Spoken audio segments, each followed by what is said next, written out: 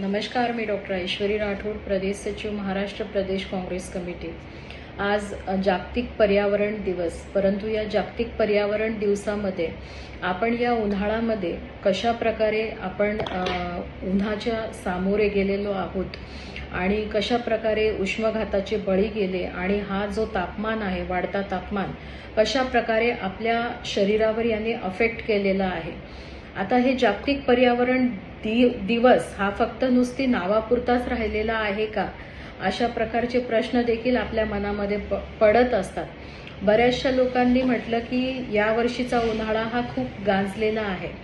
राज्य सरकारला हे निवेदन आहे की येणाऱ्या काळामध्ये तुम्ही सर्वांनी मिळून भरपूर झाडांची कत्तल केलेली आहे, मग ते रस्ते बनवण्यासाठी म्हणा किंवा इतर टेकड्या म्हणा, अशा प्रकारे टेकड्यांचं पूर्ण खच्चीकरण करणं, त्याच्यानंतर रस्त्यांसाठी हजारो वर्षाची झाडं जे आपल्या बापदादाच्या काळांची होती, जे आपल्या आजोबा पंजोबांच्या काळाची होती, ती झाडं आज आपण जर लावायला गेलो आहोत तर आज आपल्याकडून हे झाडं जगणार नाही, एवढं मात्र निश्चित।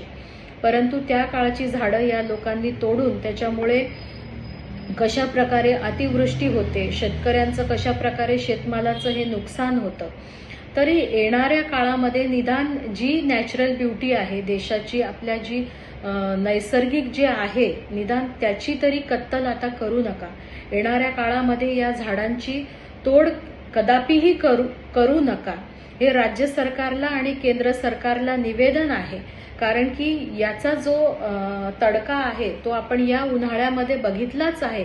परंतु येणाऱ्या काळामध्ये कृपया कोणीही झाडाची कत्तल करू नका आणि एक वैयक्तिक आपलं कर्तव्य म्हणून प्रत्येकाने आपल्या घरासमोर एक झाड असं लावा की जेणेकरून त्यातून ऑक्सिजन आपल्याला मिळेल आणि कार्बन डायऑक्साईड बाहेर पडेल।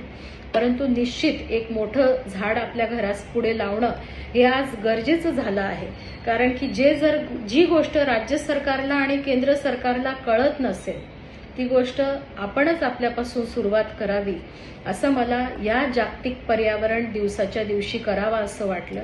आणि निश्चितपणे वेळातनं वेळ काढून मला हा व्हिडिओ बनवावा असा वाटला, कारण की पर्यावरण नाही तर आपणही नाही, आणि पर्यावरण आहे तर आपलं जीवन आहे आणि आपला श्वास आहे। धन्यवाद।